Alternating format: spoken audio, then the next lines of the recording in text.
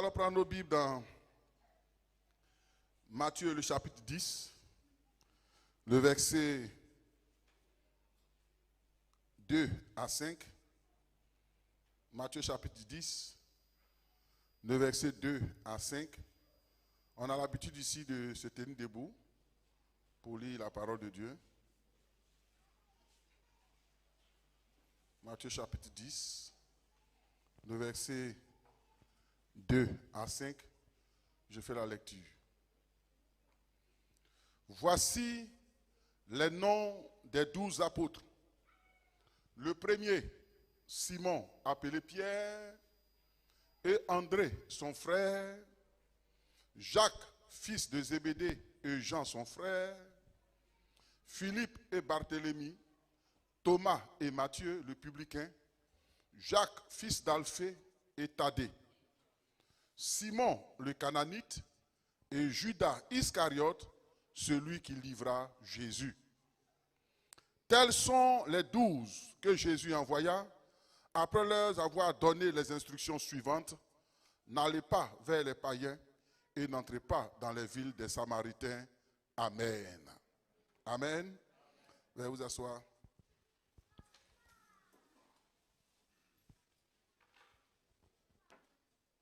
Chers frères et sœurs, comme je l'ai dit tantôt, le thème du message est « Deux caractères à l'école de Jésus ». Ici, le texte que nous venons de lire, il est question du choix que Jésus fait d'appeler à lui des hommes et des femmes pour les avoir avec lui afin de continuer l'œuvre qu'il était en train d'entamer.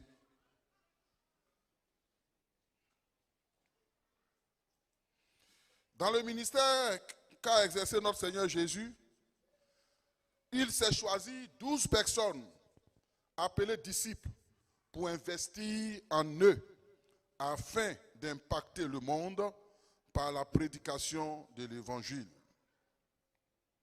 C'est au nombre de ces 12 personnes que j'ai décidé de m'arrêter un temps soit peu sur 2 d'entre eux pour étayer mon message de ce jour, 2 caractères à l'école de Jésus-Christ. Chers frères et sœurs, la définition du caractère, selon le dictionnaire, il y en a pléthore, mais j'ai juste réservé 4 exemples pour soutenir ce que je veux dire aujourd'hui. Il est dit que le caractère, c'est ce qui distingue une personne des autres. Nous sommes des hommes, des femmes, nous avons tous 2 yeux, une bouche, un nez, 2 mains et 2 pieds et 10 orteils, 10 doigts à nos mains, mais nous ne sommes pas pareils. Chacun de nous a un caractère différent. Donc il est dit que c'est ce qui distingue une personne des autres à l'égard des mœurs et de l'âme. Il est dit aussi en deuxième définition que le caractère c'est un tour d'esprit, qualité bonne ou mauvaise qui distingue un peuple des autres. La troisième définition a dit c'est une force d'âme, c'est la fermeté. Souvent quelqu'un dit là, il a un caractère fort, il a un fort caractère. Et quatrième définition, il a dit c'est ce qui est propre d'une chose, ce qui la distingue. Ce qui est propre d'une chose et ce qui la distingue. Voici la définition du caractère. Alors, nous sommes d'avis que nous n'avons pas tous les mêmes caractères. Et quand on parle de tempérament, les psychologues définissent l'homme dans plusieurs tempéraments. Il y a d'autres qui sont sanguins, il y a d'autres qui sont flegmatiques, il y a d'autres qui sont mélancoliques. Et ça définit un peu l'attitude et le comportement d'un homme, d'une femme dans la société, dans la famille. Alors, chers frères et sœurs, c'est Dieu qui nous crée ainsi. en nous donnant à chacun de nous un caractère différent des uns et des autres. Mais ce caractère, sachez qu'au commencement, n'était pas mauvais, mais c'était bon pour l'avancement de l'humanité.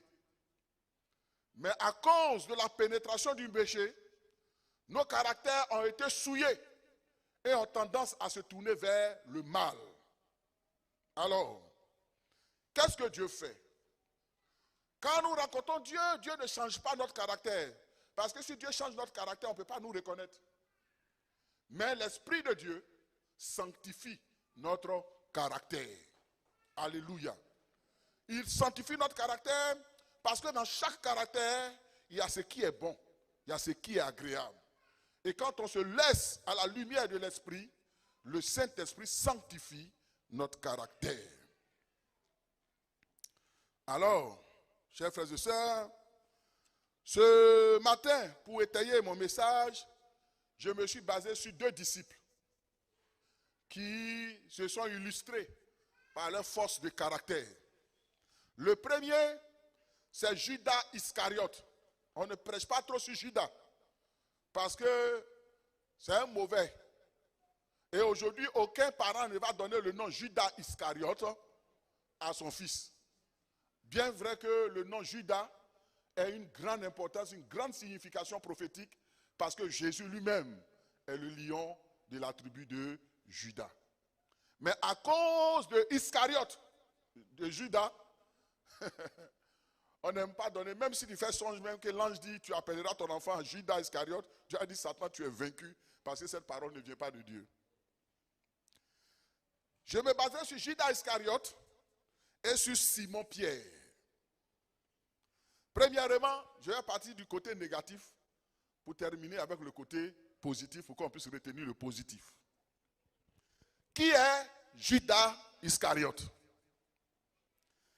Selon le dictionnaire biblique, Judas Iscariote est fils de Simon. Bien que l'un des 12 choisis pour l'apostolat, il est celui qui trahit Jésus, son divin maître.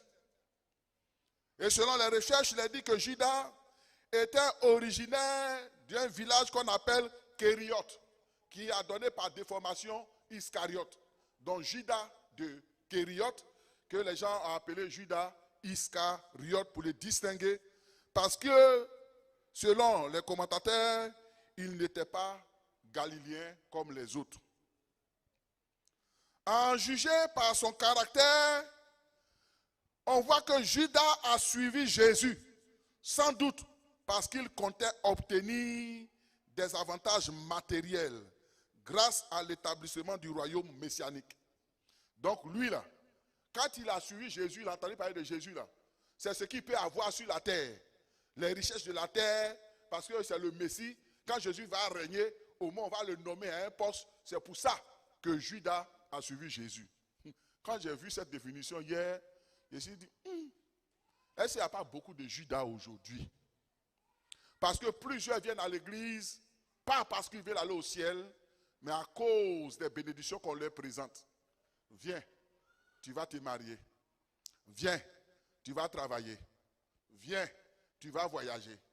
Viens à Jésus, tu seras multimilliardaire ou multimillionnaire. Est-ce que plusieurs chrétiens aujourd'hui dans nos assemblées n'ont pas le caractère de Judas, qui suit juste le maître dans le but d'avoir un gain sur cette terre? L'établissement du royaume messianique. Judas, écoutez bien, ça se démontre. Quand il est rentré au milieu des disciples, Judas a été chargé de prendre soin de la bourse, de l'argent. Il était le trésorier. C'est là-bas qu'il a voulu travailler. Il dit, je sens que moi-même c'est l'argent que je dois garder. Mais il se livra à la cupidité. Il trompait la confiance de ses amis et s'appropriait une partie de l'argent. Quand vous lisez, les gens disent que Judas était un voleur. C'est-à-dire, son intérêt là, c'est les choses de la terre dont il était prêt à puiser même dans le trésor divin dans l'argent, dans l'offrande qu'on avait faite pour soutenir l'œuvre de Dieu. Chers frères et sœurs, quand nous lisons les évangiles, nous voyons que Judas était faux. Il était faux, il n'était pas vrai avec Jésus. C'est un de ses traits de caractère. Il était faux. Il avait une double nature. Une double nature. Nous allons lire Jean 12. Évangile de Jean. Le chapitre 12. Le verset 5 à 6. Jean 12, le verset 5 à 6. Regardez bien. Pourquoi n'a-t-on pas vendu ce parfum 300 deniers pour les donner aux pauvres?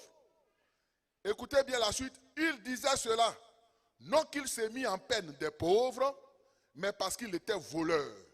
Et que tenant la bourse, il prenait ce qu'on y mettait. Mais Jésus lui dit, laisse-la garder ce parfum pour le jour de ma sépulture. Vous avez toujours les pauvres avec vous, mais vous ne m'avez pas toujours. Il s'agit là d'une action de grâce. Une femme qui a été délivrée des puissances des ténèbres est venue vers Jésus pour lui offrir un parfum de bonne odeur comme sacrifice d'action de grâce. Quand la femme a posé cette action, Judas a parlé au nom. C'est la première fois. Je ne sais pas quand vous lisez la Bible. Si Judas a parlé une fois, parce que quand on regarde là, soit c'est Jean, soit c'est Pierre surtout même qui aimait beaucoup parler, le porte-parole des disciples. Souvent Jacques, et puis quelquefois Thomas et autres. Mais Judas n'a jamais parlé pour dire à Jésus, papa, comment on peut faire pour aller au paradis? Eh mon cœur. Mais le jour où il y a eu à faire de l'argent, où il y a eu à faire de l'argent, c'est là Judas prend la parole pour faire comme s'il se met en peine des pauvres, pour dire, mais Seigneur, ce que la femme a fait là, c'est du gaspillage. C'est une injure un peu. Hein. C'est-à-dire que Jésus, qui est fils de Dieu, là, il ne mérite pas ce qui a de la valeur. Combien de Judas, combien n'y a-t-il pas de Judas comme ça dans nos églises? Je fais juste une ouverture. Le Seigneur a dit dans sa parole que ces serviteurs-là, que nous sommes là pour le servir. Et que si quelqu'un nous fait du bien, ce n'est pas à nous il fait, mais c'est à Jésus il fait. Mais il y a des chrétiens dans l'église, ils sont fâchés quand le pasteur est béni. Ça leur fait mal quand le pasteur a quelque chose de nouveau. Surtout, mais ça leur fait mal si le pasteur a une voiture neuve. Non, mais ça là c'est du gaspillage. Pourquoi donner une voiture de 45 millions, de 28 millions à un pasteur? Alors qu'il y a les pauvres. On pouvait aller prendre un France au revoir, et puis il va se débrouiller ça. C'est France au revoir là qui tombe en panne tous les jours. Actuellement pour moi là même là, quand je démarre là, ça fait gloc, gloc, gloc, gloc, gloc, gloc, gloc, gloc. Voilà le frère Lat hier, on était dans la voiture, ça faisait peur. On partait à l'aéroport déposer quelqu'un, mais bruit que la voiture là faisait là. C'est France au revoir là.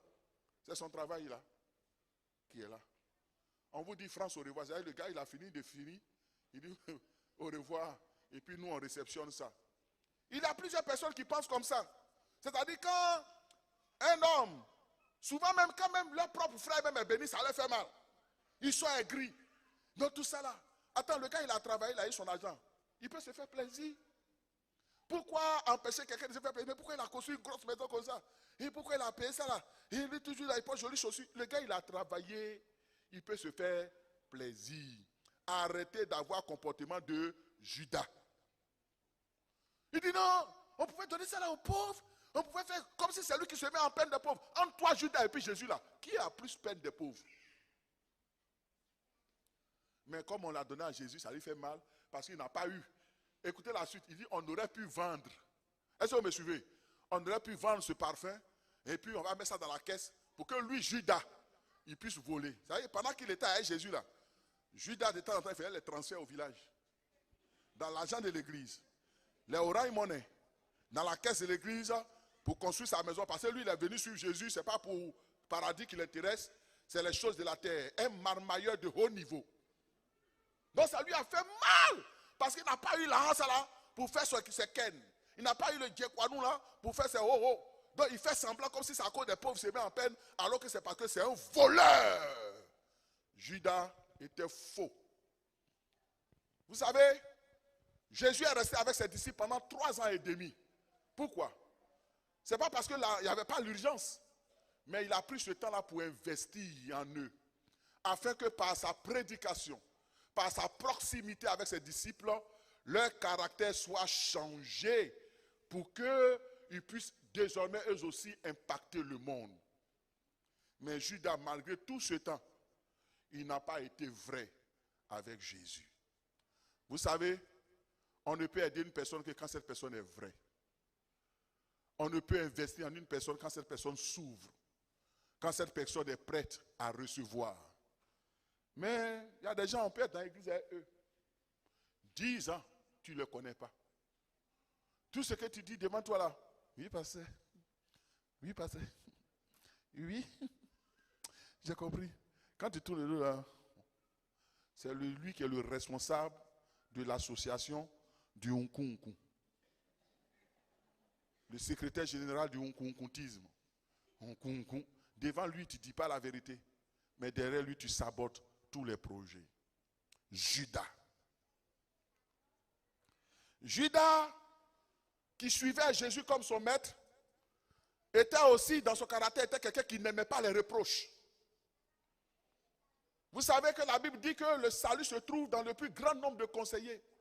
Et que celui qui n'aime pas les reproches, il n'aime pas son âme. Frère, on n'est pas parfait. Quel que soit le titre ou la position qu'on a, on doit savoir qu'on a besoin que quelqu'un nous reprenne aussi un peu. On n'est pas encore arrivé au ciel. On doit nous reprendre pour nous aider. Même moi-même, votre pasteur là, j'aime les reproches. Et c'est ce qui m'aide à aller de l'avant. Quand les responsables me disent des choses, souvent ça me fait mal, mais c'est pour mon bien, j'accepte. Souvent tu peux te tromper, tu peux faire une mauvaise appréciation. Et quand on te parle, il faut accepter, il ne faut pas dire non, c'est moi je suis le bishop, je reçois de Dieu. Et puis quoi? Et puis quoi? Pierre, l'apôtre Pierre lui-même a fait une erreur. Paul l'a repris en public. Il n'a pas dit, hé petit. Attends, on dirait que tu viens d'arriver parmi les disciples. Est-ce que tu sais à qui Jésus a dit? Tu es Pierre. Et sur cette pierre, je bâtirai mon église, jeune homme.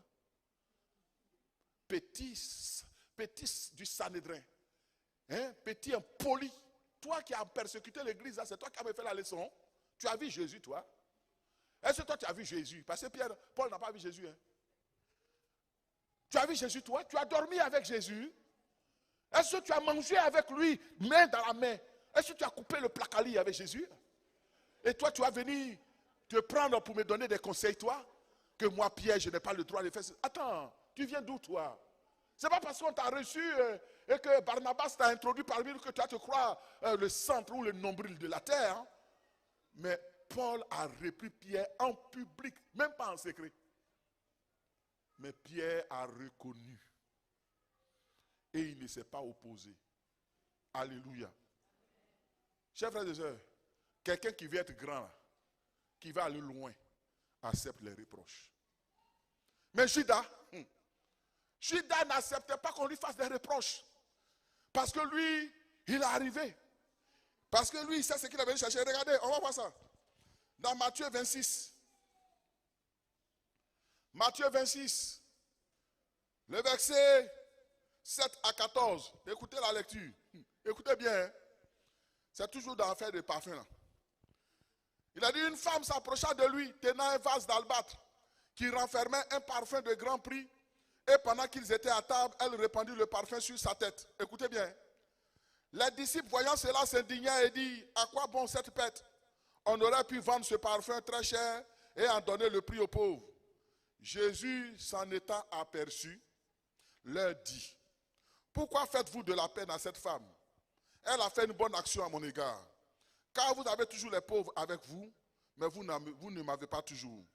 En répandant ce parfum sur mon corps, elle l'a fait pour ma sépulture. Je vous le dis en vérité, partout où cette bonne nouvelle sera prêchée, dans le monde entier, on racontera aussi en mémoire de cette femme ce qu'elle a fait. Et regardez, Jésus a parlé, non? Et puis regardez la suite. Regardez la suite. Alors, l'un des 12, appelé Judas Iscariote, alla vers les principaux sacrificateurs et dit, que voulez-vous me donner et je vous livrerai. Et il lui payait 30 pièces d'argent. Ah, il reproche Jésus à faire là, ça l'a fait mal. Il dit, bon, comme tu veux, c'est toi qui aimes parler là. C'est aujourd'hui, mais il y a été vendu. N'a pas dit, toi, tu aimes toujours parler sur les gens. À peine Jésus a fait le reproche sur pourquoi il se comporte comme ça à cause de l'argent de la femme là. Judas se lève en même temps. C'est son nom qui est écrit. Au début, l'apôtre a voulu, l'écrivain a voulu un peu camoufler un peu, mais son nom est sorti maintenant. Pour dire que quand il lui a fait reproche, il n'a pas apprécié. En même temps, il s'est levé pour aller voir les principaux sacrificateurs pour dire, vous là, le moron là même, là, vous voulez le tuer, vous voulez donner combien même pour le diable? Il dit, ouais, il faut donner, de donner 30 pièces d'argent. Et 30 pièces d'argent, Judas a méprisé Jésus. Hein. 30 pièces d'argent, c'est le prix d'un esclave. C'est-à-dire quand tu veux vendre un esclave là, c'est 30 pièces d'argent. Il y a quelque chose qui n'a pas de valeur. Judas n'aimait pas les reproches. Chers frères et sœurs, pour sauver nos familles, pour la paix dans nos familles, soyons de ceux qui acceptent des reproches. Il y a des femmes qui n'aiment pas les reproches. Il ne faut pas en parler sur elles, parce qu'elle connaît tout.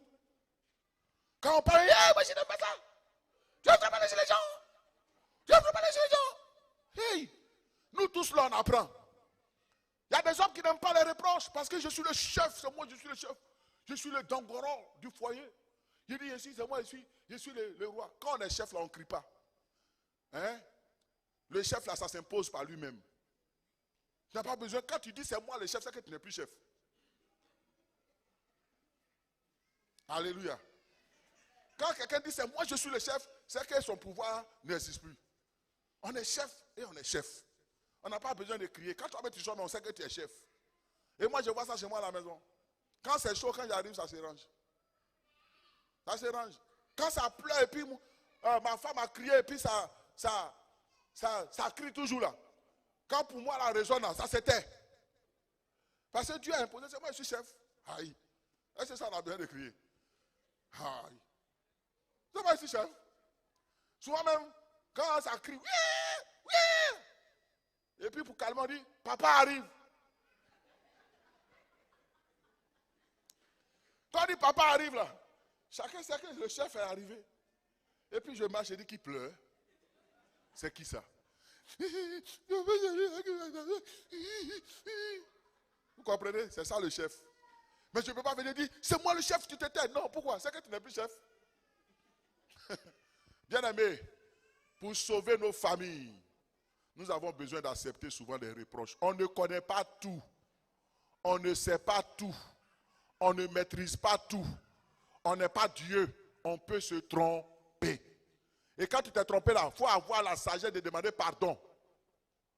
Laisse ton orgueil, ma soeur. Laisse ton orgueil, mon frère. Il faut laisser ça.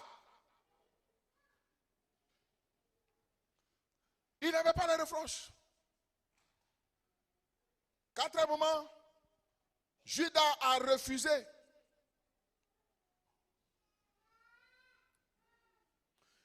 Il a refusé d'exposer sa vraie nature, son vrai état de cœur au Seigneur pour en être délivré. Il faisait semblant comme s'il était bon. Il n'a jamais exprimé son vrai caractère. Vous savez, quand on marche ensemble ou quand on est dans une famille, soyons ce que nous sommes. Soyons vrais. Et puis, dans ta façon de faire là, on va te corriger et puis tu vas t'améliorer. Alléluia. On a reçu une maman ici, mon épouse et moi, dans mon bureau. Elle disait ceci, que ce qui fait qu'elle vit longtemps et qu'elle est toujours belle, c'est qu'elle est vraie. Elle ne cache pas son affaire, c'est ce qu'elle dit. Et elle nous a pris l'exemple de David et de Saül. Quand David devait aller au combat pour combattre Goliath, Saül dit, il faut venir porter mes armures. David a porté la mue de Saül. La Bible dit qu'il ne pouvait même pas marcher. Il n'était pas lui-même. Il dit, roi, je m'en vais en guerre, mais pardon. Il faut prendre tes armes. Moi, je vais être David que je suis. Il a enlevé ça et puis il a pris sa fronde. Avec son habit de berger, il était léger. Parce qu'il était lui-même. Il allait prendre son caillou à laquelle il est habitué. Il n'est pas habitué à faire parler avec épée, avec flèche. avec javelot ou bien avec bouclier. Lui, dans le désert, lui, David, il savait se défendre avec son caillou, avec sa fronde. Il avait sa technique. Il savait sauter, rouler sur les pierres pour limer le lion. Il a déposé les armures de Saül. Et quand il est allé en tant que lui-même, vrai, dans sa vraie nature, quand Goliath a fini de parler, il dit, tu marches avec moi, avec le javelot et la lance. Mais moi, je viens contre toi au nom de l'Éternel des armées.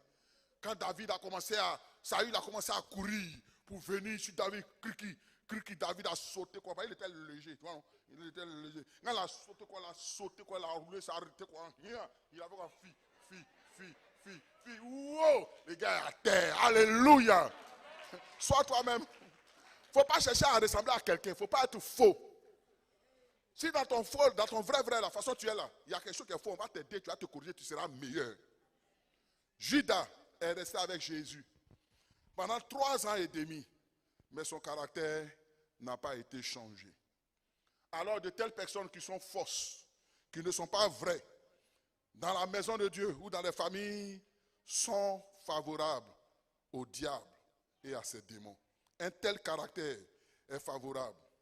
Luc 22, le verset 3. On va lire. Vous allez voir. Comme c'est lui qui est faux là. Luc 22, le verset 3. Écoutez bien. J'ai commencé en haut. Il a dit la fête des pains sans levain, appelée la Pâque, approchait. Verset 1.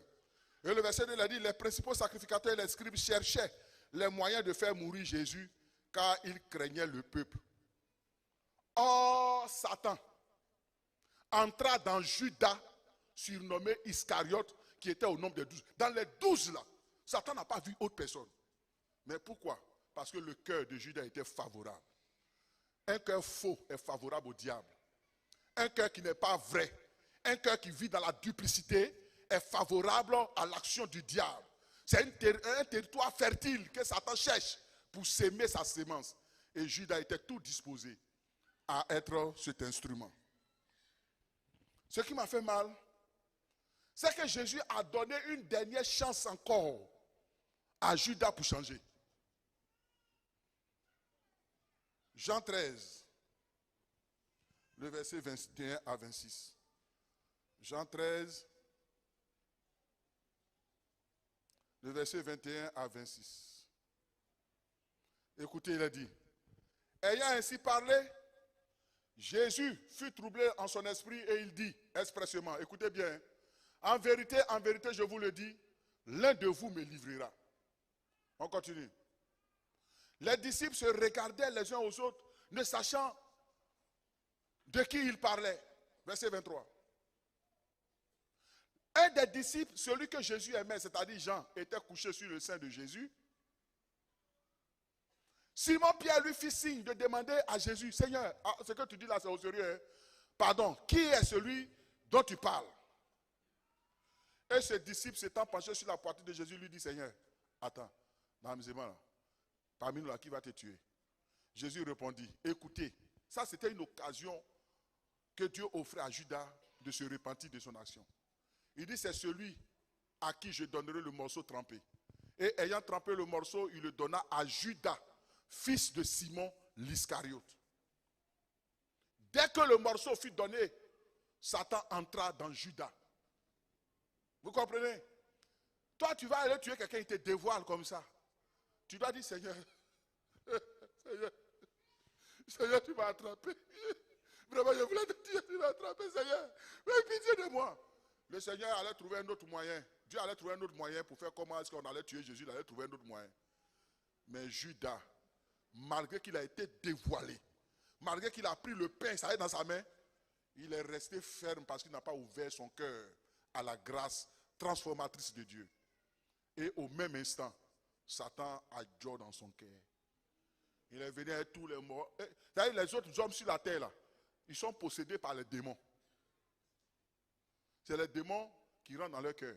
Mais pour Judas, là, c'est le daéré même qui est venu s'asseoir, par travailler ça, ça c'est pas un démon des eaux, un esprit de combien qui peut faire ça, mais c'est moi-même qui peux gérer le ken. Donc Satan même est venu s'asseoir pour dire que c'était maintenant un non-retour. Judas a franchi le Rubicon. Ce n'était plus possible pour lui de revenir en arrière.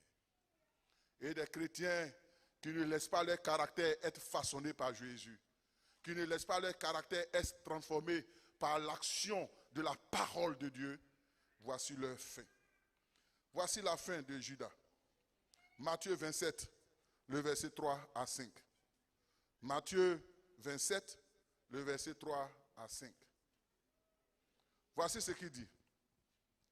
Alors Judas, qui l'avait livré, voyant qu'il était condamné, se repentit et rapporta les 30 pièces d'argent aux principaux sacrificateurs et aux anciens. La repentance dont il est question, ce n'est pas qu'il a reconnu son péché pour demander pardon à Dieu, hein, mais il a regretté le mal qu'il a fait parce qu'ils ont attrapé Jésus. Et il est allé, il dit il ne veut plus l'argent. Sa repentance, c'est qu'il dit il ne veut plus l'argent. L'argent pour lequel il a vendu Jésus, il ne veut plus ça. Et il allait jeter ça. Les 30 pièces aux principaux sacrificateurs, aux anciens, en disant, j'ai péché, en livrant le sang innocent. Il répondit, ah, mon cher, on s'en fout. Que nous importe? C'est là te regarde. Est-ce que nous on t'a envoyé? C'est comme ça Satan va se moquer de toi à la fin. Quand ton foyer sera disloqué à cause de ton mauvais cœur. Oui, il y a des femmes qui ont détruit leur foyer à cause de leur cœur. Comme moi, j'ai mon cœur, j'ai gros cœur, et puis tu es fier. Parce que moi, j'ai gros cœur. Gros cœur, là, ça ne mange pas riche. Tu as gros cœur, tu as perdu ton foyer. Il y a des femmes, là, à cause de gros cœur, sont assis à la maison, il n'y a plus quelqu'un pour les marier. Par exemple, quand quelqu'un commence à parler, marche à côté d'eux, on dit, tu ne connais pas Adjoa la guerre? On dit, c'est qui Adjoa la guerre? C'est là, son cœur. Toi, tu peux supporter ça. C'est dans ça, là, tu es te mettre. Elles sont assises, elles tournent en rond. Tout le monde a peur d'eux. Même celui-même qui est courageux et qui avance, quand il rentre dans le mariage, là, 2 jours, 3 semaines, il prend ses affaires et dit, mon cher, toi, tu es fait pour rester seul. Gros cœur. Il faut laisser ton gros cœur là. Jésus va sanctifier ça. À cause des gros cœurs. Et puis souvent, d'autres sont contents. Ils disent, c'est mon caractère, c'est comme ça que je suis. C'est comme ça que tu es, c'est vrai. Mais expose-toi à Jésus. Expose-toi à sa parole. Laisse-toi à son esprit pour qu'il fasse son œuvre dans ton cœur. Il y a des gens qui avaient gros cœur, qu'aujourd'hui Dieu a mis l'eau glacée dedans. Nous tous, on avait gros cœur. Moi, mon palabre ne restait pas à l'étranger.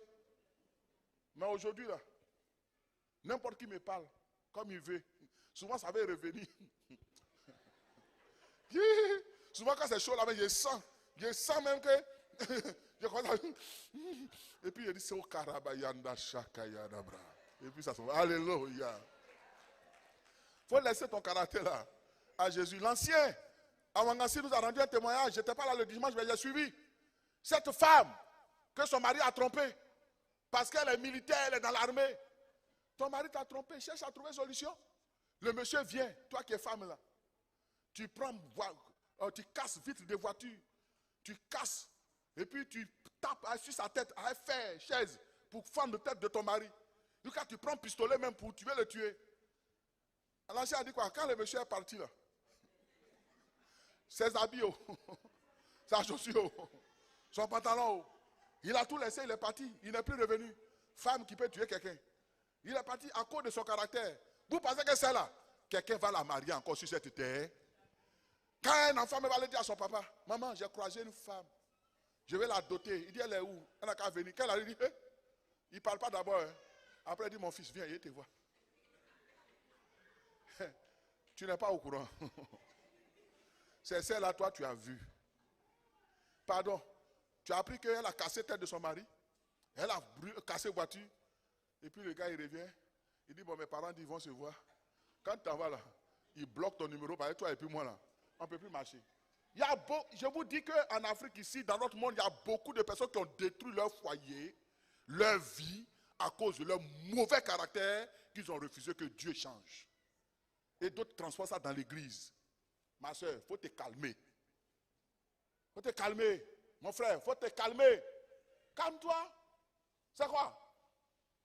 Tu penses que tu es trop belle, quoi? Il y a beauté qui est assis quelque part, il ne gagne pas l'homme. Si Dieu t'a fait la grâce d'avoir un mari, bénis Dieu. Il y a des gens qui sont près le mari, même que tu te fous de lui là. Si c'était possible, qu'on le mette sur Jumia. On dit Marie à vendre. Il y a des gens qui vont venir payer, ils vont dire madame, merci. Ils vont venir prendre ce que toi tu ne considères pas là. D'autres cherchent ça. Il y a un truc qui s'est passé sur Facebook là. Il y a un monsieur qui a chassé sa femme, qui a jeté ses bagages au dehors. Il dit, c'est fini entre nous. Sors de chez moi. Le voisin, lui, il est célibataire. Il ne gagne pas femme. Quand il a chassé, quand il dépose ça, lui, il prend, il met chez lui. Quand il dépose valise, il prend, il met chez lui. Il dépose panier, il prend, il met chez lui. Maintenant, quand il est venu, il ne voit pas les bagages de la femme. Le voisin est venu dire à la femme, ma chère, viens chez moi, moi j'en ai besoin. Il est rentré, dit, donne ma femme. Il allait chercher ses affaires. Donc, c'est que toi, tu parles, c'est mauvais là. Il y a des gens qui cherchent ça. Est-ce qu'il parle à quelqu'un? Judas est mort. Malgré qu'il a fait 3 ans et demi avec le meilleur professeur. Le meilleur enseignant. Jésus est le meilleur coach. Il est le meilleur coach, le meilleur influenceur. Mais tu peux être auprès du meilleur influenceur, auprès du meilleur coach, auprès du meilleur maître. Mais si tu n'ouvres pas ton cœur, que tu n'es pas vrai, ces enseignements n'auront pas d'effet sur toi. Tu vas mourir lamentablement. Et puis les gens vont dire, mais attends, toi tu étais le monsieur là et puis toi tu es devenu comme ça. C'est que toi on ne peut plus rien faire pour toi. Deuxième personne. J'ai dit je vais être court mais l'onction est là. Hein. Je peux continuer? Simon Pierre. Qui est Simon Pierre? Simon Pierre est fils de Jonas. C'était un pêcheur de poissons en Galilée. Il fut d'abord disciple de Jean-Baptiste. Il était d'abord disciple de Jean-Baptiste avec son frère André. Et c'est quand Jésus a vu Jean-Baptiste venir et qu'il a dit, voici celui-ci, l'agneau de Dieu qui ôte le péché du monde, que Pierre et Jean et son frère André ont suivi le Messie. Mais la Bible, les commentateurs disent que Jésus a discerné immédiatement la nature de Pierre, de Simon, et il changea son nom en Pierre. Quand nous lisons les évangiles, Simon occupe les premiers plans parmi les disciples à cause de sa ferveur, de son courage, de son énergie. Pierre est toujours à la tête de liste.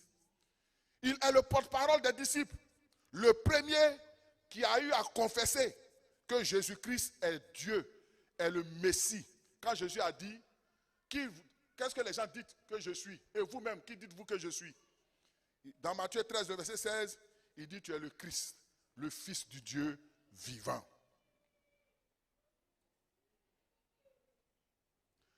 Mais ce Pierre, il avait des défauts. Quand vous lisez l'histoire de Jésus avec ses disciples, Pierre, là, tout ce qui vient dans sa tête, il parle. Voici un homme qui veut changer. Voici un homme qui veut changer. Tout ce qu'il voit, il dit. Ce qu'il ressent, il exprime. Quand Jésus dit, on va aller me tuer, je vais souffrir, il dit, Seigneur, arrête ça. Il faut arrêter. Attends, non, on t'a suivi, toi, c'est te tuer qui est ton affaire. Tu ne vas pas souffrir. Jésus dit, il a vu le cœur de Pierre. Il a dit quoi? Arrière de moi, Satan. Pierre, il n'a pas dit, attends, c'est... Moi, j'ai laissé tous mes tout mon travail, il était suivi. Et puis aujourd'hui, devant les gens, c'est moi, Pierre.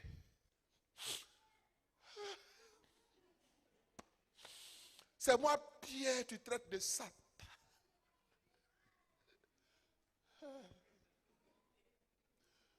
C'est bon. Il faut prendre ton chemin. Je prends pour moi. Attention, c'était toi-même. Un dimanche, le pasteur est là. Et puis devant toute l'église. Et il t'appelle. Il dit, responsable temps, tu es mauvais. Arrière de moi, Satan. Devant ta femme et puis tes enfants, à un culte de famille. Tu vas me regarder quand? Par respect, tu n'as pas mes dabas. Il faut être aussi sûr que tu peux me dabas, quoi. Là, c'est affaire de ho-ho. Là, tu me regardes par respect. Tu vas, tu prends ta Bible. Tu prends ta clé. Chérie. Alors. Quand tu sors là, tu as dit Assemblée de Dieu là. Il y a beaucoup ici à Makori. Il y en a à Espérance. Il y en a à Champrou. Il y en a en zone 3. Il y en a à Lyodan. Il y en a à Sans-Fil. Il y en a à Biétry. Même s'ils traversent la route, même à Koumassi là, il y en a encore. Moi, j'ai venu dans l'église. Et puis le petit, la femme me parlait. Il y a longtemps tu es parti, mais regardez Pierre. Jésus le reprend devant tout le monde. Mais Pierre accepte qu'il a tort. Pierre était vrai. Il voulait que Jésus dépeigne sur lui. Il voulait ressembler à son maître. Il est celui-là aussi qui a dit à Jésus, hein, moi j'aime Pierre, parce qu'il dit ce qu'il pense. S'il s'est trompé, on l'aide. Et puis il avance.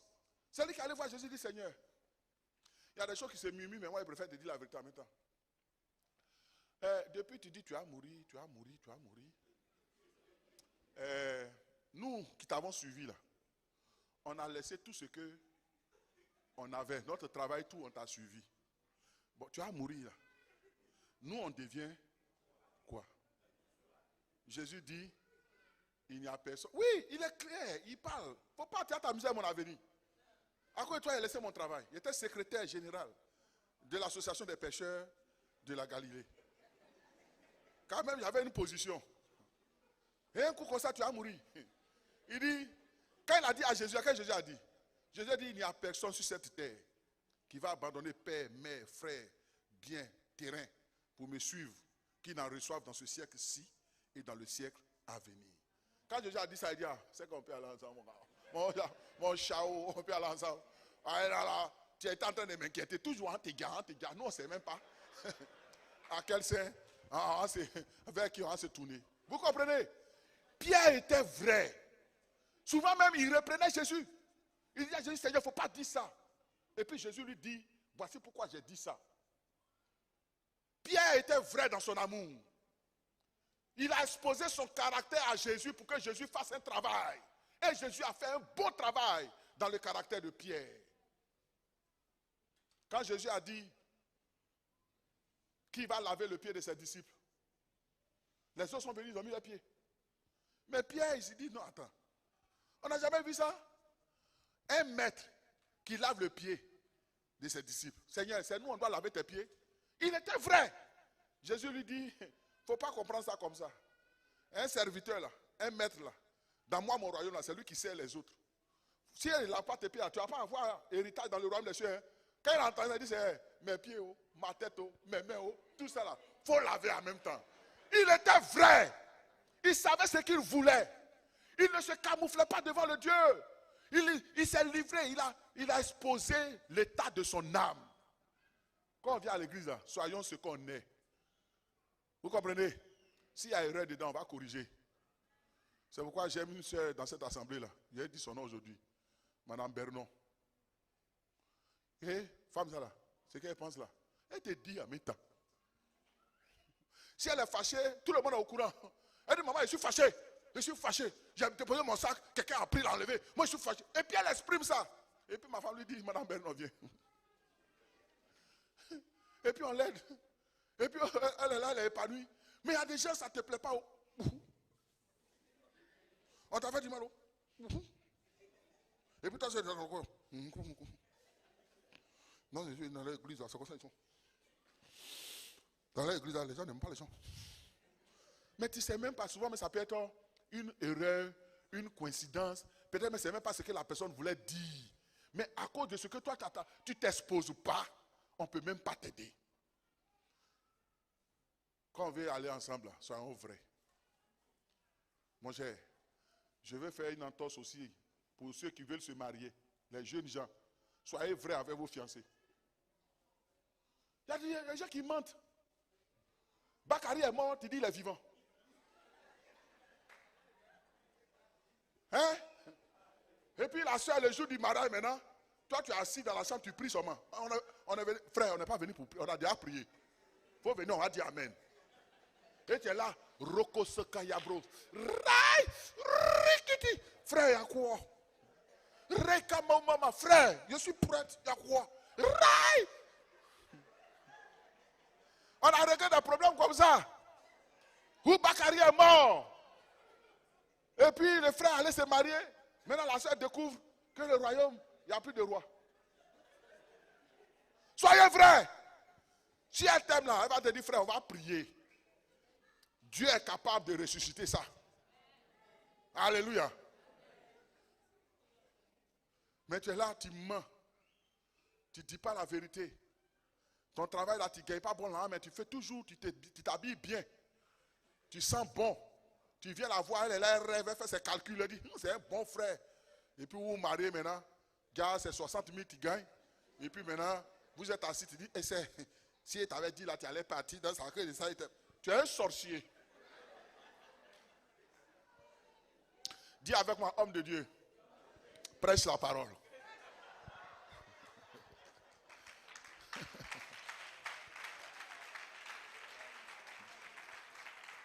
Soyons vrais. Si tu es vrai que ça n'a pas marché, gloire à Dieu. Alléluia. Ma soeur, sois vrai. Il ne faut pas lui faire croire ce que tu ne maîtrises pas. Tu ne connais pas, tu dis frère, je ne connais pas. Hein? Depuis ici, je ne connais pas. Et puis quand vous arrivez là, vous vous débrouillez un peu, jusqu'à après ça passe. Mais tu joues les denrées. Mais tu arrives là, toi, tu es bleu. Tu es assis maintenant. Le frère, sans se laver, il revient, tu fuis pour sortir. Quand tu es vaincu, esprit d'impudicité sort. Pierre est vrai. Il a accepté les reproches. Quand il a dit à Jésus que où tu vas aller là, si on doit te tuer, je vais mourir avec toi. Pierre était vrai. Il était vrai. Le seul problème de Pierre, il n'était pas rempli du Saint-Esprit. Quand il s'est retrouvé devant la réalité, il a vu que il a vite parlé. Parce que quand vous regardez l'histoire, les autres disciples ont fui. Mais la Bible dit que Pierre suivait Jésus de loin jusqu'à l'entrée dans le prétoire où Jésus avait été mis. Il était vrai. Mais il ne savait pas que douleur là, c'était comme ça. Quand il a vu, on attrape Barbe de Jésus. Qui a Barbe ici? Guy Cavien, il a essayé. Il a attrapé ta barbe, il a tiré comme ça. Quand il a vu, ils ont attrapé Barbe de Jésus, ils ont fait comme ça. Je vous ai dit qu'un jour, moi, j'étais en train de me raser et puis je voulais enlever poil dans mes narines. Il y avait un poil blanc qui sortait là. Donc j'ai attrapé comme ça. J'ai l'habitude de faire ça pour tirer. Ce jour-là, quand j'ai attrapé, il y a un poil noir qui s'est accroché. Qui était très bien enraciné dans sa source. Quand j'ai fait comme ça, moi, c'est dans la douce, c'est comme ça.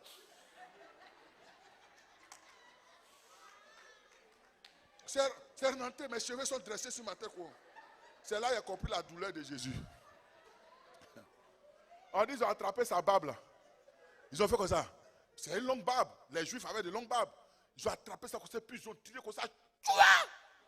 Quand Pierre a vu ça, il a fait la seconde. Il a vu qu'ils ont comme ça le gifler, le taper, donner des coups de poing, mettre des pines de ça. Il dit, donc on fait la comme ça. Et puis au même moment, il y a une femme qui vient. Pierre, attends, tu ressens mon monsieur. Vous êtes à ça. Il dit, voilà, il bilay. Vous comprenez? Afin de devenir sérieux. Il arrive à un autre endroit encore. On dit, attends, lui là, il parle comme lui. Certainement, c'est un Galiléen. Il dit, non, sans prêt.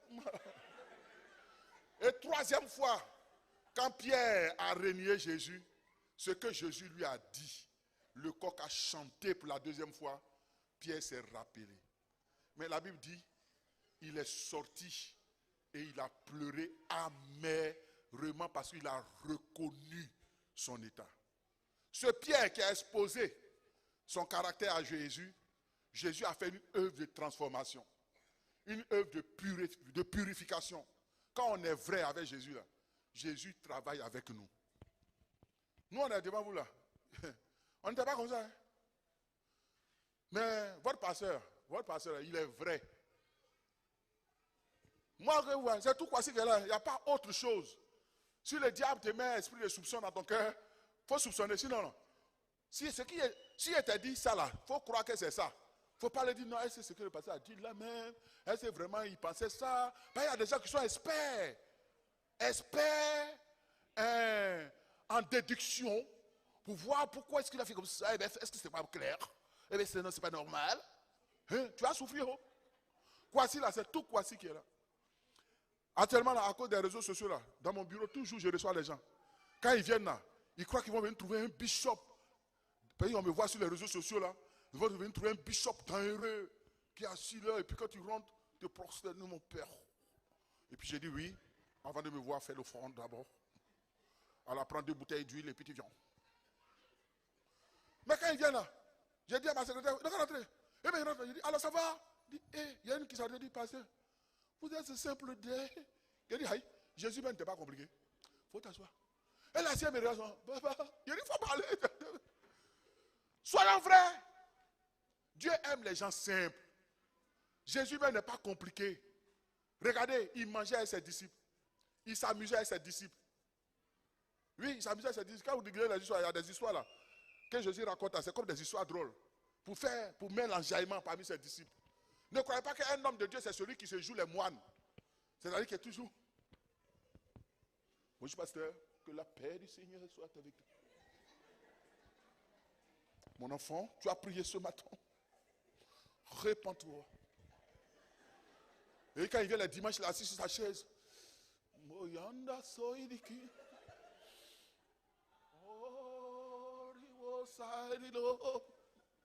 On dit ça, c'est un homme de Dieu. Ouais, c'est faux. Oh. Un homme de Dieu, là, il est simple. Il est accessible. Il se met au niveau de tout le monde. Quand les enfants le voient, ils sont contents de le voir. Parmi les enfants sont heureux. Parmi les personnes âgées, elles sont heureuses. Parmi les jeunes, ils se sentent avec eux, les jeunes. C'est comme ça que Jésus était. Alléluia. Les enfants venaient monter sur ses pieds. Venaient, mais il y a des hommes de quand ils arrivent, tous les enfants courent. Il y a des parents aussi comme ça dans la maison. Quand la voiture arrive, ça plane sur le lit. Papa est là! Papa est là! Maman même court comme ça. Il est venu. Il est venu. Oh. Toi, tu es quoi? Tu es papa ou tu es génie? Ce qui se passe chez moi à la maison, un jour j'ai filmé pour vous montrer. Ça me plaît. Ça fait que j'ai toujours envie de rentrer à la maison. Mes jumelles là. Oh. Quand j'arrive à la maison comme ça, et puis la voiture rentre comme ça là, les deux, elles chantent. Et puis elles dansent. Je ne sais pas c'est quoi elles disent, mais elles poussent des cris. Je dis, cette partie de ma vie là, ça me plaît, Jouka. Je suis content d'aller à la maison. Elles vont crier, oui. Quand je vais la prendre, elles vont faire malin un peu. Pour dire pourquoi ils la poursuivent. Et puis moi aussi derrière, Gigi. Et puis c'est trop chic. Mais quand toi tu arrives là, je vois ma assiette se casse. Tellement on est pressé. Oh, il arrive. J'ai connu un père. Quand il arrive à la maison, il ne salue pas ses enfants. La première des choses, il fait, vous savez quoi? Il s'en toucher la télévision pour voir si c'est chaud. Quand il touche comme ça, il dit, la première, qui a allumé la télévision? Et quand c'est son mère le plus petit, on dit, il faut aller. Et puis il vient dire, papa, c'est moi allumé. Il dit, vous ne pas allumer. À cause de toi, de ton caractère, tes enfants sont des voleurs dans ta propre maison. Hein? Ton frigo là, il y a mangue. Avant de manger, il y a boisson, il ne peut pas boire. Hein? Ils sont obligés de voler. Quand papa n'est pas là. Puis c'est un peu. Il a envie de boire. Il faut lui donner. Les gens n'ont jamais mangé à leurs enfants. Manger avec eux. Est-ce qu'il parle à quelqu'un? Est-ce qu'il peut continuer? Regardez ce qui s'est passé après. Quand Pierre, je termine, quand Pierre s'est présenté et s'est donné à Jésus, malgré ses erreurs, malgré son caractère, malgré ses défauts, regardez ce que Jésus a dit à Pierre dans Jean 21, le verset 15. Jean 21, le verset 15 à 17. Regardez ce qu'il dit. Il dit à Pierre, après qu'ils eurent mangé, Jésus dit à Simon-Pierre, Simon, fils de Jonas, m'aimes-tu plus que ne m'aiment ceux-ci? Il lui répondit, oui Seigneur, tu sais que je t'aime. Jésus lui dit, paie mes agneaux. Lui confie une grande mission. Il continue. Il lui dit une seconde fois, Simon, fils de Jonas, m'aimes-tu? Pierre lui répondit, oui Seigneur, tu sais que je t'aime. Jésus lui dit, paie mes brebis. Il lui dit pour la troisième fois, Simon, fils de Jonas, m'aimes-tu? Pierre fut attristé Vous comprenez? Désormais, son caractère est transformé, sanctifié. Il ne se presse plus pour parler vite. Parce qu'avec ce qu'il a vécu là, il a compris la réalité. Il dit, avant là, j'ai vite parlé, je l'ai trahi 3 fois.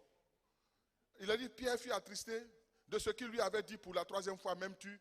Et il lui répondit, désormais la sagesse.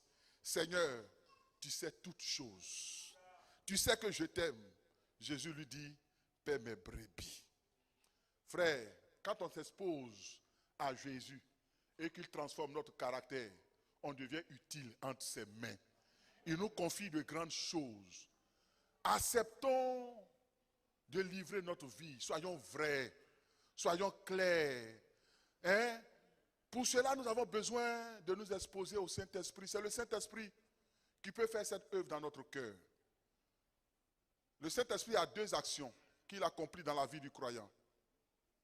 Il y a la fonction, il y a l'action fonctionnelle. C'est-à-dire, il nous donne les dons spirituels pour que nous soyons opérationnels pour son œuvre. Mais l'autre dimension la plus grande, les théologiens l'appellent la dimension ontologique. C'est-à-dire, il travaille notre être pour nous amener à la ressemblance de Jésus-Christ. Et c'est là qu'intervient Galates 5, 22, qu'il est question des fruits de l'esprit. Le fruit de l'esprit vient inculquer dans le chrétien le caractère de Jésus-Christ de Nazareth. Le vrai caractère, le caractère qu'on a là, on laisse le Saint-Esprit venir sanctifier ce caractère et jaillir les fruits de l'esprit pour que nous soyons à la ressemblance de Jésus-Christ. Galates 5, 22 nous parle de la douceur, de la tempérance, de la paix, de la joie, de la bénignité, de tout ce qui est bon. C'est ce que doit être dans le caractère d'un enfant de Dieu. Alors, chers frères et sœurs, ce matin, qui voulons-nous ressembler? Judas Iscariote ou à Simon-Pierre? En tant que le porte-parole du Seigneur ce matin, je t'encourage à être vrai comme Simon-Pierre, pour que Dieu fasse couler en toi les arts de la vie, l'eau vive de l'esprit, pour sanctifier ton caractère. Si avec ce que j'ai dit, tu as vu que ton caractère est un problème, expose-toi à la lumière de sa parole. Invite le Saint-Esprit à venir, faire une œuvre dans ton cœur et à te sanctifier. Vous savez, Dieu va faire en sorte qu'il va y avoir des chocs. Des gens vont te choquer pour te briser, pour briser ton caractère, pour que tu sois ce que tu dois être. C'est pourquoi il faut être avec les autres. Faut pas, il y a des gens qui disent, moi, mais je sais que c'est comme ça ici. Donc je préfère marcher moi seul, prendre mon chemin. Mais tu ne vas jamais changer. Tu ne vas jamais changer. Il faut accepter qu'on te frustre. Il faut accepter qu'on t'humilie. Il faut accepter ça. Ça arrive pour briser ton caractère. Ça arrive pour épurer ton caractère. Il faut accepter ça. Que quelqu'un te dise quelque chose que tu n'aimes pas entendre. Attends, comment tu vas savoir si tu pardonnes que quand on ne te blesse pas? Pour savoir que tu pardonnes là, il faut accepter qu'on t'offense. Alléluia. Ma soeur, moi je n'aimais pas, je vais vous dire quelque chose. Mon caractère là, je n'aimais pas les femmes qui parlent trop. Qui parlent, qui bavardent là, je n'aimais pas. Quand j'ai croisé ma femme là, j'étais content. Parce qu'elle est calme. Mais dans le calme là, quand elle me prend là, quand elle commence à parler, je dis, c'est bon, elle est sur moi, sur moi. Surtout les jours où elle ne me lave pas. Les jours où je tue cabri. Elle va s'arrêter sur moi. Mon mari va te laver. J'ai fait exprès, je vais jouer les denrées. Il dit, oh, je n'aime pas ça, tu sais pas que je suis fatigué. Elle vient dire, donc tu ne te laves pas. Il dit, chérie, je suis fatigué. Elle vient encore. Donc, avec tout sueur qui est sur toi, là, tu as dormi comme ça te laver. Je dis, oh chérie, je suis fatigué. Donc, tu as quitté la maison. Tu es allé au bureau. Tous les microbes que tu as ramassés là, c'est moi, je mérite ça. Il dit souvent, mon cœur est chaud. Elle parle comment? Je prends le chaud. Je suis fâché. Mais il a me laver. Souvent, il me joue les denrées, mais souvent, il a la victoire. Vous comprenez? Elle parle. Elle est douce comme ça, mais elle parle. Mais c'est ce qu'il me faut. Dieu ne se trompe pas. Le monsieur t'a donné là, son caractère bizarre, c'est ce qu'il te faut, ma soeur. C'est ce qu'il te faut pour que tu changes. Tu vois, Dieu se trompe. Toi, tu es resté dans ta bulle. Dans ta bulle. de confort. Faut pas, on va te déranger. Toi, tu dois vivre ta vie. Hein. C'est bien de vivre ta vie. Hein. Mais comme Dieu t'aime, il va t'envoyer quelqu'un pour t'aider à bien vivre ta vie. Hein. On va t'envoyer quelqu'un. Il va t'envoyer quelqu'un. Vous pensez que quoi? Simon Pierre, là, c'est lui qui allait demander à Jésus combien de fois il faut pardonner. Est-ce que vous savez pourquoi? Parmi les disciples, là, il y a un film de Jésus, on appelle The Chosen. Parmi les disciples, il y a un qui chauffait toujours son cœur. Donc tellement Pierre a supporté, il en avait marre. Il allait voir Jésus. Combien de fois il faut pardonner? Jésus n'a qu'à lui dire 7 fois. Au 8e, c'est qu'il a montré au mort. Et il arrive, Jésus lui dit non. 77 fois, 7 fois par jour. Il est découragé. Alléluia. Tiens-toi debout. Fais quelque chose dans ma vie. Quelque chose dans ma vie. Une nouvelle chose dans ma vie. Seigneur. Dis-le comme une prière.